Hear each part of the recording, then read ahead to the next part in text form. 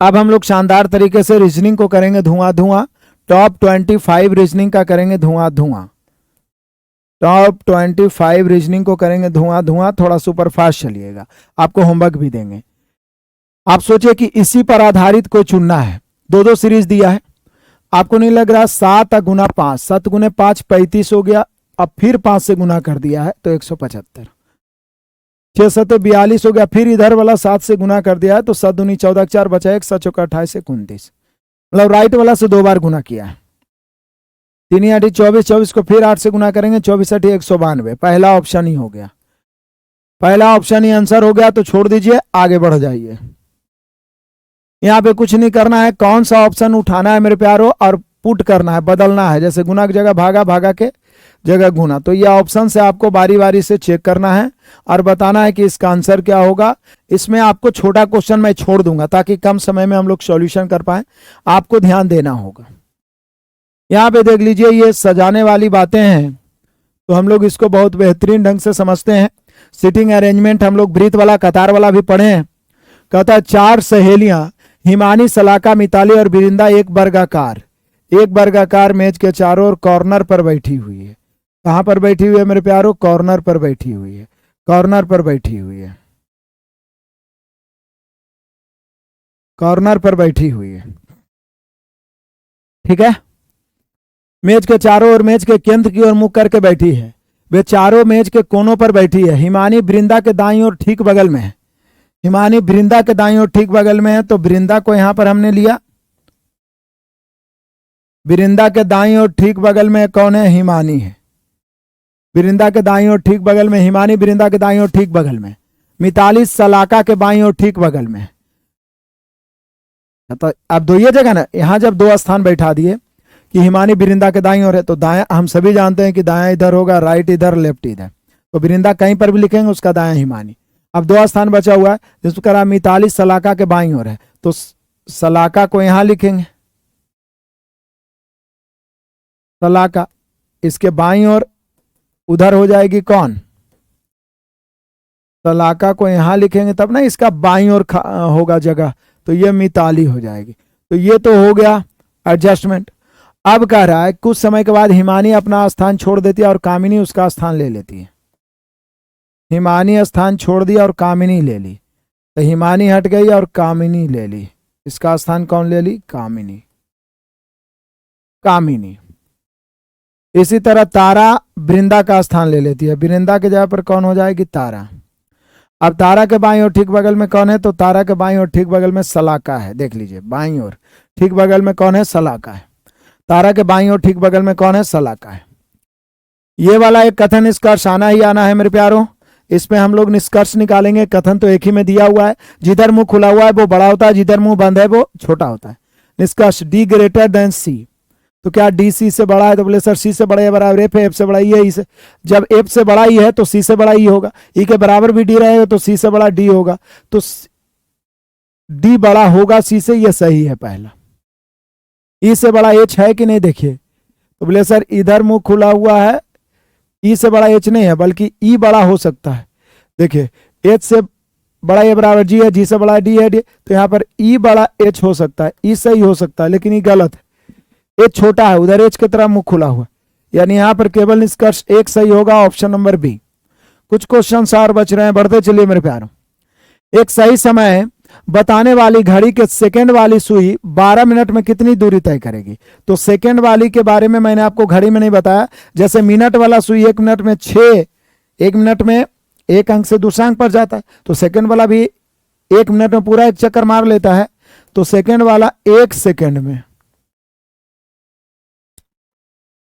Second वाली सुई 1 second में, 1 सेकंड में 6 डिग्री। इसलिए 12 मिनट में, तो पहले इसको सेकंड में बदलो, 12 गुने 60 गुना 60 गुना करिए, इतना डिग्री आ जाएगा। गुना तो करने में आप माहिर हैं ही, गुना कर लीजिएगा, मुझे पता है। आज इतना बड़ा क्वेश्चन है मेरे प्यारों, जरा ध्यान से इसको समझिएगा। ये किस प्रकार का क्वेश्चन है? ये है हम सभी का पजल टाइप का अरेंजमेंट। पजल अरेंजमेंट इसको कह सकते हैं। Puzzle arrangement. कहता A B C D E F में से प्रत्येक की परीक्षा सोमवार से शुरू होकर उसी सप्ताह के रविवार को समाप्त होती है। किसी एक सप्ताह के अलग अलग दिन होती है। सबका परीक्षा सप्ताह के अलग अलग दिन होती है। सप्ताह में गुरुवार एकमात्र अवकाश का दिन है। तो चलिए यहां पे ध्यान दीजिएगा। मैं यहां पे इस प्रकार से पहले तो मंडे ले लेता हूं, फिर ट्यूसडे ले लेता हूं, वेडनेसडे है, थर्सडे है, फ्राइडे है, सैटरडे है और संडे है। हो गया, 7 दिन हो गया। अब देखिए यहां पे पहले थर्सडे के दिन छुट्टी है। कहता है कि अवकाश किस दिन होता है, तो कहता है परीक्षा गुरुवार को अवकाश रहता है, तो थर्सडे को कोई परीक्षा नहीं होगा, इसलिए मैंने काट दिया। किसी का निश्चित दिन दिया हुआ है तो समझिए ई की परीक्षा शनिवार को है, तो शनिवार सैटरडे को ई का परीक्षा हुआ। ए और एफ की परीक्षाओं के बीच एक दिन का अंतर है, ए और एफ, तो ए और एफ इधरे होगा। मान ले इस ए एफ होगा यहाँ पर एफ, या ए एफ कहीं पर भी हो सकता है। अच्छा कोई बात नहीं, ये फ्राइडे हो गया। कहाँ पर रखेंगे अभी पता नहीं है। चलिए डी की परीक्षा एफ की परीक्षा के ठीक पहले होता है। डी की परीक्षा एफ के परीक्षा के ठीक पहले होता है। इसका मतलब ए यहाँ पर दे देते हैं, एफ यहाँ पर दे देते हैं और डी की परीक्षा एफ के पहले। क्योंकि ए और एफ यहाँ लेते हैं तो उसके पहले परीक्षा नहीं हो पाएगा, क्योंकि इस दिन परीक्षा है नहीं। तो बोल रहा है ए और एफ के बीच एक दिन है, तो ए और एफ और डी जो है एफ के पहले है आगे, लेकिन सी की परीक्षा के ठीक बाद है। अब डी कहता है एफ के पहले है लेकिन सी के परीक्षा के ठीक बाद है। लीजिए डी एफ के पहले है लेकिन सी के परीक्षा के, डी की परीक्षा एफ की परीक्षा के ठीक पहले लेकिन सी की परीक्षा के ठीक बाद है। तो अब कहना मुश्किल है। अब हो सकता है यहाँ एफ ए देंगे, ठीक है, यहाँ डी ए देंगे, लेकिन यहाँ नहीं, ए यहाँ दे देंगे। डी की परीक्षा एफ के परीक्षा के ठीक पहले लेकिन सी की परीक्षा तो सी यहाँ देंगे। अब देखिए ए और एफ के बीच एक दिन का गैपिंग है, उस दिन परीक्षा हो चाहे नहीं हो, लेकिन डी का परीक्षा एफ के पहले और सी के बाद है। अब तो एडजस्ट हो गया। बी की परीक्षा रविवार को है, तो ओ ई के परीक्षा है सैटरडे को, शनिवार को। अब बी का परीक्षा रविवार को। सारा के सारा एडजस्ट हो गया मेरे प्यारों, छेवों को छेवों। बोल रहा है डी की परीक्षा किस दिन है, तो डी की परीक्षा है मंगलवार को। डी की परीक्षा है मंगलवार को, ऑप्शन नंबर डी। आप बढ़िया से देख लीजिए। आ जाइए कथन, और उसके बाद 2 धारणाएं दी गई है। पहले कथन को पढ़िए बढ़िया से। कहता है इशारत की बाहरी दीवारों में कई दरारें हैं जिनकी मरम्मत दीवार की पेंटिंग शुरू होने से पहले की जानी चाहिए, जिसके बाद में रिसाव जैसी समस्याओं का सामना ना करना पड़े। मान ले कोई घर है मेरे प्यारों, उसमें कह रहा है कि दरारें हैं, पहले उसको मरम्मत किया जाए उसके बाद पेंटिंग किया जाए। ये ऐसी गलती से ऑप्शन आ गया है। अब धारणा है बाहरी दीवारों को पेंट करने से रिसाव की समस्याएं हो सकती है। तब पेंट करने से रिसाव की समस्याएं हो सकती है नहीं सकती है, इससे क्या मतलब है? पेंट तो तब किया जाएगा, पहले मरम्मत किया जाएगा ना, तो ये गलत है। बाहरी दीवारों में दरारों के कारण रिसाव की समस्याएं हो सकती है, ये आप कह सकते हैं। पेंट के कारण समस्या नहीं है, रिसाव के कारण। यहाँ पर केवल धारणा 2 निहित है। दीवार में दरार है इसलिए रिसाव है। आगे बढ़ते हैं, उस संख्या का चयन करें जो निम्नलिखित प्रश्न ची के स्थान पे आएगा। अब देख लीजिए 13 दूनी 26 1 27 दूनी 54 2 56 दूनी 112 3 115 दूनी 230 और 4। तो यहाँ पर दुगना करेंगे 5 जोड़ेंगे, 234 दूनी 468, इसमें 5 जोड़िए तो मुझे लगता है मेरे शेर बहादुरों 473 आ जाएगा। दुगना करके ये जोड़ा, दुगना करके 2 जोड़ा, दुगना करके 3 जोड़ा, दुगना करके 4, दुगना करके 5। कहता है 21 विद्यार्थियों के कक्षा में प्रत्येक विद्यार्थी ने अलग अलग अंक प्राप्त किए। पी का स्थान नीचे से 9वां है जबकि क्यू का स्थान ऊपर से। तब पी का स्थान जो है मेरे प्यारों, पी का जो स्थान है वो नीचे से 9वां है। पी का स्थान नीचे से 9वां है, पी का स्थान नीचे से 9वां है और क्यू का स्थान ऊपर से 9वां है। पी का स्थान नीचे से 9वां है, क्यू का स्थान ऊपर से 9वां है। कितने विद्यार्थियों का स्थान क्यू और पी के बीच है? तो बोले सर कुल मिला के 21 है। तो 21 में 18 घटा दीजिए, 9 9 18 घटा दीजिए तो बीच में 3 होगा। तो यहाँ पर बीच में विद्यार्थियों की संख्या 3 होगा, बीच में विद्यार्थियों की संख्या 3 होगा। अब आराम से पहले हम लोग डायग्राम बनाएंगे, आंसर ले आएंगे। कहता है सभी ब्लेजर डंगरी है, तो जो भी ब्लेजर हैं यहाँ पर सभी का डायग्राम ऐसे बनेगा, डंगरी है तो सभी ब्लेजर डंगरी है, कोई भी डंगरी स्कार्फ नहीं है, कोई भी डंगरी जो है स्कार्फ नहीं है। सभी ब्लेजर डंगरी है, कोई भी डंगरी स्कार्फ नहीं है। सभी पजामा डंगरी है, सभी पजामा भी डंगरी है। लीजिए, यानी डंगरी में दो चीज आ गया, सभी ब्लेजर भी डंगरी है, वो तो शुरू में लिखा था। कोई भी डंगरी स्कार्फ नहीं है तो स्कार्फ अलग, और सभी पजामा भी डंगरी के अंतर्गत। लेकिन पजामा और ब्लेजर में कोई संबंध नहीं है, तो जरा ध्यान गौर करिएगा मेरे प्यारों। निष्कर्ष, कोई भी ब्लेजर स्कार्फ नहीं है। तो बोलिए सर जब डंगरी स्कार्फ नहीं है तो ब्लेजर भी स्कार्फ नहीं है, बिल्कुल सही। कोई भी ब्लेजर पजामा नहीं है, ये कहना गलत है, ब्लेजर पजामा हो भी सकता है, नहीं भी, लेकिन बोल रहा है कुछ ब्लेजर पैजामा है। तो बोलिएगा कि सर कोई भी ब्लेजर पजामा नहीं है, यहाँ बोल रहा है कुछ ब्लेजर पजामा है, तो ये दोनों में से तो कोई एक ही को होगा, तो होगा पहला और 2 या 3। तो ऐसा कोई ऑप्शन है? ऐसा नहीं है, तो फिर ये दोनों गलत हो जाएगा, केवल निष्कर्ष 1, क्योंकि ब्लेजर और पजामा में कोई संबंध नहीं है। तो कोई भी ब्लेजर पजामा नहीं है या कुछ ब्लेजर पजामा है, ये दोनों में कोई एक हो सकता है या करके, लेकिन या करके ऑप्शन ही नहीं दिया है कि 1 और 2 या 3। 2 या 3 का तो कहीं पे ऑप्शन ही नहीं दिया, तो पहला सही है कि कोई भी ब्लेजर स्कार्फ नहीं है, क्योंकि देख लीजिए जब डंगरी स्कार्फ नहीं है तो ब्लेजर कैसे होगा। आज ये आपका डायरेक्शन वाला एक शानदार क्वेश्चन पूछता है एलपी में, तो जरा ध्यान दीजिएगा। कहते हैं एक व्यक्ति एल बिंदु से शुरू करके दक्षिण दिशा, पहले तो बोल रहा है कि भाई कितनी दूर और किस दिशा में, बिंदु एम बिंदु एल से कितनी दूर और किस दिशा में। एक व्यक्ति एल बिंदु शुरू करके दक्षिण और 125 चलता है, वह बाएं मुड़ता है। तो मान लीजिए एल बिंदु यहाँ पर है, यहाँ से शुरू किया, दक्षिण चला, कितना चला, 125 चला। अब नीचे जा रहा है तो बाएं इधर होगा, उसका बाएं मुड़ता है और 70 चलता है, तो मान लिया जाए कि 70 इधर चला। वहां से पुनः बाएं मुड़ता है, मतलब ऊपर, और 80 चलता है, तो मान लिया जाए यहां से यहां तक वो 80 चला, यहां से वो चल रहा है 125, तो यहां फिर वो 80 चला। उसके बाद वह पुनः बाएं मुड़ता है, उसके बाद वह पुनः बाएं मुड़ता है,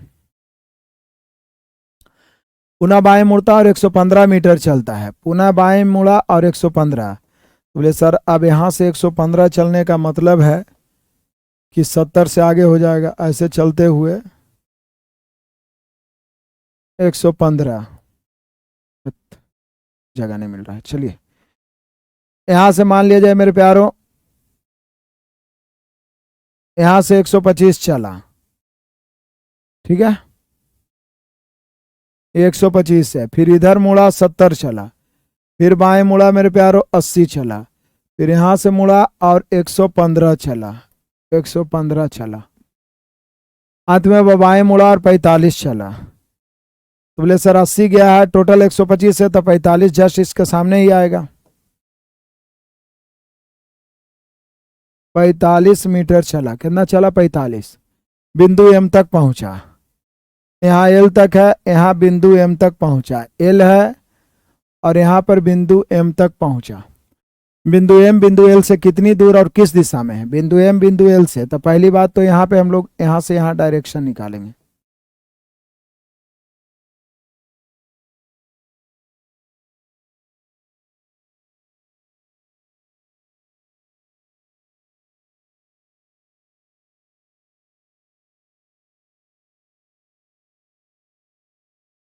पहली बात तो बोल रहा है कि बिंदु एम बिंदु एल से, तो एल से नीचे है और इस डायरेक्शन में है, तो इसको बोलते हैं दक्षिण पश्चिम।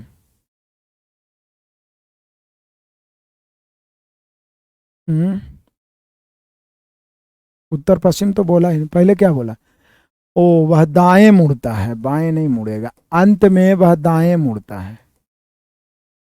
अब मेरे प्यारों यहाँ पे हम लोग गलती किए थे, इधर जा रहे हैं ना, दाएं मुड़ेगा, दाएं मतलब जस्ट इसके बराबर आ जाएगा और यहाँ से 45 चलेगा। तो पहली बात तो एल है, यहाँ एम है, एल से कौन सा डायरेक्शन है, तो पश्चिम दिशा है। कितना दूरी है, तो पूरा 115 में 70 हो गया, 115 में 70 घटेगा, 30 और 15 कितना हो जाएगा, ये भी 45 मीटर हो जाएगा। तो पूरा 45 मीटर पश्चिम हो जाएगा। एम जो है एल से 45 मीटर पश्चिम है, एम जो है एल से 45 मीटर पश्चिम है।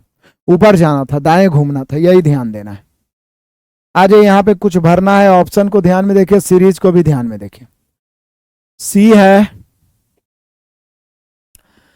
सब में मैक्सिमम में टी है, सिर्फ यहाँ पर पी है, लेकिन यहाँ तो पी है ही है, तो हम टी भर देंगे, क्योंकि पी तो उसका जस्ट बाद है, तो यहाँ पर हमने टी भर दिया, तो सी टी पी हो गया। अब टी भर दिया, टी के बाद मैक्सिमम में कौन है, एन है, तो एन भर दिया, आर एन डी हो गया, सी टी पी हो गया, आर एन डी हो गया। अब यहाँ पे एक चीज आप देख रहे हैं कि सी है, 1 2 3 4 छोड़ के डी है, तो 1 2 3 4 छोड़ के यहाँ पर ई है, तो फिर 1 2 3 4 छोड़ के यहाँ पर एफ हो जाएगा, तो फिर 1 2 3 4 छोड़ के उधर कुछ निकालना ही नहीं है। अच्छा, आगे बढ़ जाइए, और क्या क्या भरना है। टी के बाद जस्ट पी है ही है, टी के बाद पी है, टी के बाद यहाँ भी पी है, तो टी के बाद यहाँ भी पी है, टी के बाद पी के जस्ट बाद कौन है, आर है, तो पी के जस्ट बाद आर यहाँ पे हो जाएगा। अब आप देख लीजिए भरे हैं क्या, टी भरे, एन भरे, पी भरे, ई भरे, पी भरे, एफ भरे, आर भरे, T N P E P F R, option मिला लीजिए, ऑप्शन नंबर सी। सीरीज को ध्यान में रखते हुए चलिए तो बहुत आसानी से आप भर सकते हैं इसको। यहाँ पे इस प्रकार का सीरीज आएगा ही आएगा। कहता है कि ऐसे अक्षरों की कुल संख्या, पहले तो हम लोग को ढूंढना क्या है, अक्षर मतलब अल्फाबेट, जिनके ठीक बाद एक संख्या और ठीक पहले एक प्रतीक हो। अक्षर ऐसा ढूंढना जिसके ठीक बाद एक संख्या और ठीक पहले एक प्रतीक हो। एक ऐसा अक्षर ढूंढना है जिसके ठीक बाद एक संख्या और ठीक पहले एक प्रतीक हो, जिसके बाद ठीक बाद एक संख्या और ठीक पहले एक प्रतीक हो। एक ऐसा अक्षर ढूंढना है जिसके ठीक बाद एक संख्या और ठीक पहले प्रतीक हो। एक ऐसा अक्षर ढूंढना है जिसके ठीक बाद एक संख्या और ठीक पहले प्रतीक हो। ऐसे अक्षरों की कुल संख्या ज्ञात कीजिए जिनके ठीक बाद एक संख्या और ठीक पहले एक प्रतीक हो। ठीक बाद एक संख्या और ठीक पहले एक प्रतीक हो, तो देख लीजिए टी है, बाद संख्या तो नहीं है, पहले संख्या, एन है, बाद संख्या है, पहले प्रतीक है, तो एक तो एन हो गया। यू एल, एल के बाद संख्या है और पहले प्रतीक है, तो एक ये हो गया। जी है, ई के बाद संख्या नहीं है पहले, आर के बाद संख्या है, पहले प्रतीक है, तो एक आर आ गया। एच है, बाई के बाद संख्या है, पहले प्रतीक है, तो ये हो गया। तो इस प्रकार के 4 युग्म है, और 4 से ज्यादा कोई ऑप्शन भी नहीं है। इसके बाद संख्या और पहले प्रतीक है, ऐसे कितने युग्म है, 4 युग्म है। आ जाइए, 14 नंबर क्वेश्चन लाजवाब है। डिस्ट्रॉय शब्द के प्रत्येक स्वर को अंग्रेजी वर्णमाला के उसके बाद आने वाले अक्षर में बदल दिया जाए, मतलब स्वर में एक जोड़ दिया जाए, स्वर में एक जोड़ दिया जाए। और कहता है प्रत्येक व्यंजन को उसके पहले, मतलब व्यंजन में एक घटा दिया जाए, व्यंजन में एक घटा, व्यंजन में एक घटा दिया जाए। अब देखिए, डी में एक घटाएंगे मेरे प्यारों तो सी होगा, ई में एक जोड़ेंगे एफ होगा, एस में एक घटाएंगे तो आर होगा, टी में एक घटाएंगे तो एस होगा, आर में एक घटाएंगे तो क्यू होगा, ओ में एक जोड़ेंगे तो पी होगा, और बाई में एक घटाएंगे तो एक्स होगा। अब कह रहा है, उसके बाद कहता है इस प्रकार बने शब्द के प्रत्येक अक्षर को वर्णानुक्रम व्यवस्थित की जाए। अब वर्णानुक्रम अल्फाबेट में तो हम सभी जानते हैं, यहाँ सबसे छोटा सी है, सी के बाद एफ है, ए के बाद कर्मानुसार पी होगा, पी के बाद क्यू होगा, क्यू के बाद आर होगा, एस होगा, फिर एक्स होगा। ऐसे करने के बाद बोल रहा है कि बताइए दाएं सिरे से 5वें, तो दाएं इधर है, 1 2 3 4 5वां, दाएं सिरे से 5वां कौन होगा, पी होगा। दाएं सिरे से 5वां कौन होगा, पी होगा। दाएं सिरे से 5वां कौन होगा, पी होगा। दाएं सिरे से 5वां कौन होगा, पी होगा। आ जाइए, एक संख्या के प्रत्येक अंक को आरोही क्रम में बाएं से दाएं की ओर व्यवस्थित किया जाता है। मूल संख्या की तुलना में कितने अंकों की स्थिति अपरिवर्तित रहेगी। तो पहले क्या करेंगे हम लोग कि इसी को लिख देते हैं, 8 है, 1 है, 3 है, 9 है, 2 है, 4 है, 7 है, 6 है, 5 है। इसको बढ़ते क्रम में सजाएंगे, बढ़ते क्रम में सजाएंगे। क्या बोल रहा है कि बाएं से दाएं व्यवस्थित किया जाए आरोही क्रम में। अब आरोही क्रम में पहले हम लोग सजाएंगे।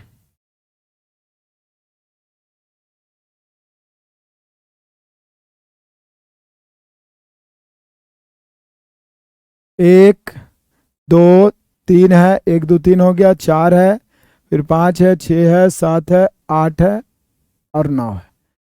आरोही क्रम में सजाने के बाद देखिए कौन है जो जस्ट अपने ही सामने आ गया। तो एक तो तीन है, सात है। तो तीन एंड सात है जो अपना स्थान नहीं बदला है, तो यही बोल रहा है कि कितने की स्थिति अपरिवर्तित रहेगी। क्या रहेगी मेरे शेर बहादुरों? अपरिवर्तित। ठीक है, कहीं पर से कोई दिक्कत परेशानी किसी भी शेर बहादुर को तो नहीं है? नहीं। आगे बढ़िए। 16, चार मकान ए बी सी और डी एक ही कॉलोनी में स्थित है। मकान ए मकान डी के उत्तर में है। तो जरा ध्यान दीजिएगा,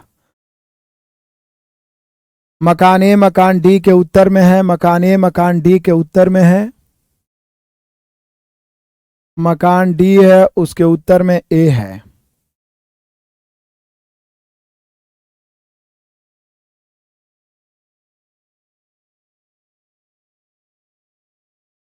मकान ए मकान डी के उत्तर में है। कितना है? 300 मीटर।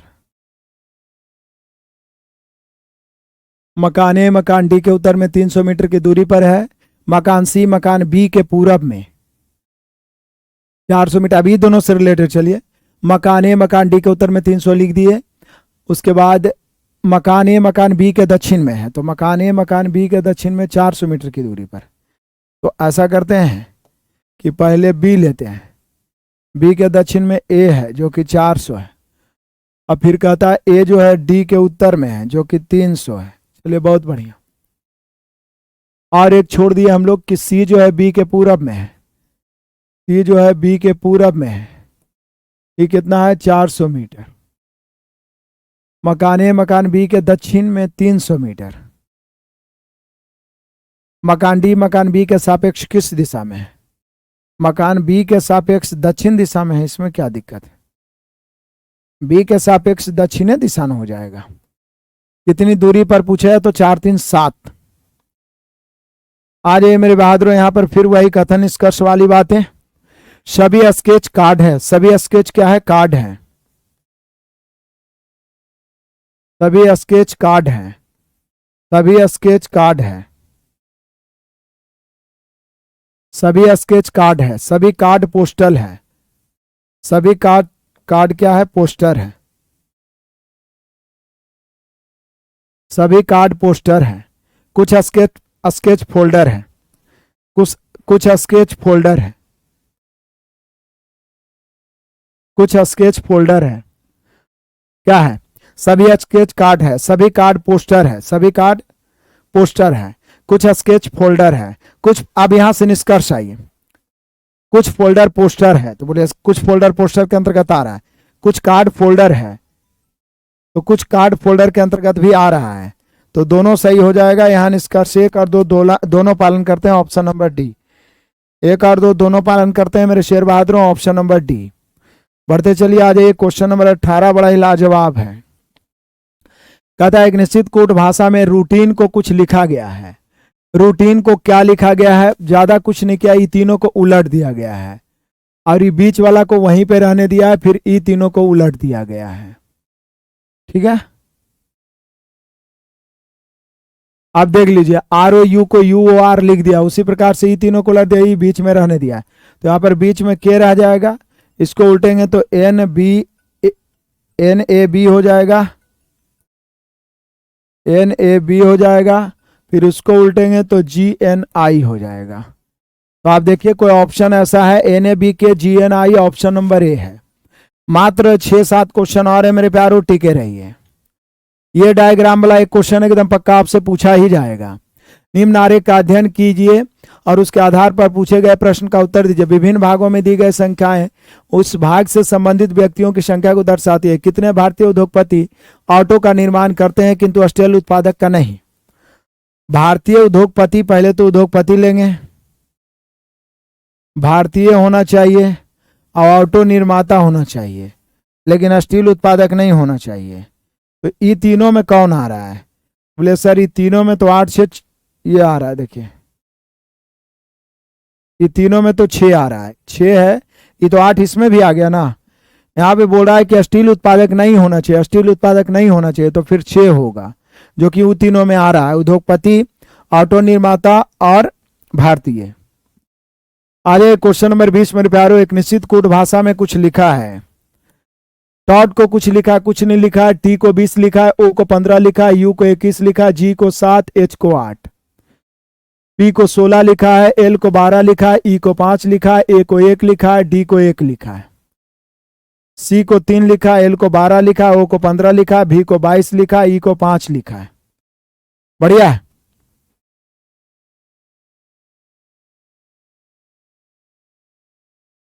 आ जाइए मेरे शेर बहादुरों, बढ़ते चले तूफानी अंदाज में। करना क्या है इसको, सोचिए, सोचना ही तो है बाबू।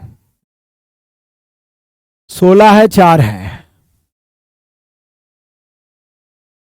मुझे लगता है कि 4 तिया 12, 4 16, 3 5 15, 4 19, मुझे लगता है इसको गुना करके 4 जोड़ दो, 4 तिया 12, 4 16, इसको गुना करके 4 अपने मन से 19, तो फिर मेरे प्यारो 8 इकाई 8, 4 12 नहीं, 8 दूनी 16 और 4 यहाँ जोड़ोगे तो 20 होगा, तो यहाँ पर 20 हो जाएगा, ऑप्शन नंबर सी। लाइट कटा हुआ है मेरे प्यारों। बाकी का 3 क्वेश्चन आपको मैं होमवर्क दे देता हूं, आप बना लीजिएगा, सिंपल सा क्वेश्चन है, मैं होमवर्क दे देता हूं, आप पॉज कर करके बना लीजिएगा। लाइट कटा हुआ, बैटरी पूरी तरीके से डिस्चार्ज हो जाएगा, बारिश के कारण लाइट कटा है। इसको भी आप देख लीजिएगा बढ़िया से, इसको भी आप देख लीजिएगा, सीरीज को बहुत आसान है, 25 भी आप देख लीजिए। तो यहाँ पे आप देख लीजिए, अंत भला तो सब भला हो गया है, और नेक्स्ट सेट लेके 9वां सेट नेक्स्ट डे आ रहे हैं, सेट डाला हुआ रहेगा, आप सभी सेट देख लीजिएगा। मिलते हैं नेक्स्ट क्लास में, बहुत बहुत धन्यवाद।